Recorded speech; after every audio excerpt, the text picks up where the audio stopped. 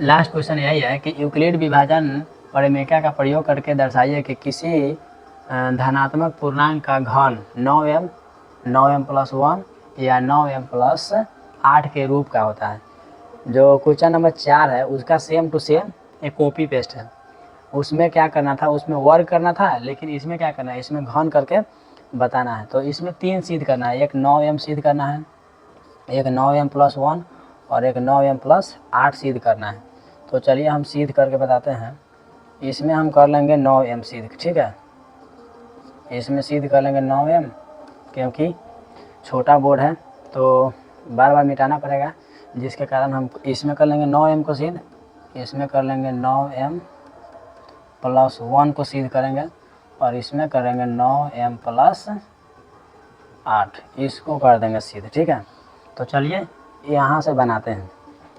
क्या है, माना कि धनात्मक पूर्णांक बराबर a, कोई धनात्मक पूर्णांक मान लेते हैं कि a हो गया, और b बराबर भाजक, b बराबर b को बोलते हैं भाजक बोलते हैं। तो ये b क्या है, इसमें देखिए a बराबर होता है ना bq + r होता है। तो इसमें दिया है ना 9m+8 दिया है, मतलब b के सामने दिया है ना 9, तो मतलब b का मान क्या हो गया, 9 हो गया। मतलब आप मतलब भाजक ये हो गया, 9 से किसी भी संख्या में भाग देंगे, कोई भी पूर्णांक में भाग देंगे तो इसका शेषफल क्या होगा, 8 से कम होगा। जैसे 0 1 2 3, हम इससे पहले वाला वीडियो में भी बताए हुए हैं कि क्या होगा, किसी भी संख्या से अगर किसी संख्या में भाग देते हैं, जैसे 8 से 7 से जो भी संख्या से आप भाग दीजिए, जैसे 8 से ही भाग दे रहे हैं तो इसका शेष कितना आ सकता है, 0 आ सकता है, 1 आ सकता है, 2 3 4 5 6 और 7 यहाँ तक आ सकता है, ठीक है।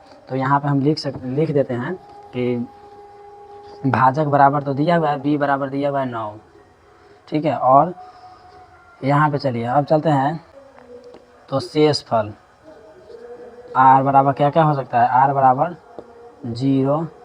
आप देख सकते हैं यहाँ पे कि किसी 9 से किसी भी संख्या में भाग देंगे तो शेष क्या क्या आ सकता है, 0 1 2 3, मतलब 8 तक शेष आ सकता है, ठीक है। इतना समझ में आ गया। तो यहाँ पे चलेंगे, यूक्लिड विभाजन परिमेय का रूल क्या होता है कि a बराबर bq + r। तो यहाँ पे जब यहाँ पे कुछ रख लेते हैं, जैसे कि जब r बराबर 0, जब r के मान क्या रख रहे हैं, 0 रख रहे हैं, तब क्या होगा, तब होगा a बराबर bq + r।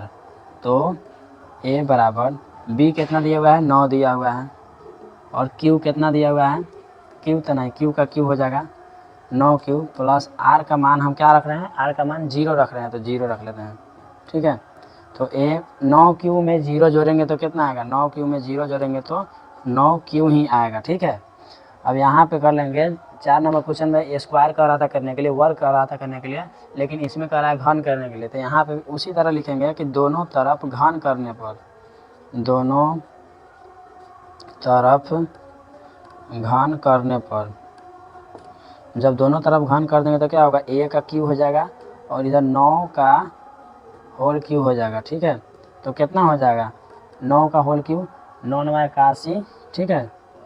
और 81 में कर देंगे 9 से, इस तरह भी लिख सकते हैं ना, 81 क्यू। उसके बाद यहाँ पे हम लिखेंगे, यहाँ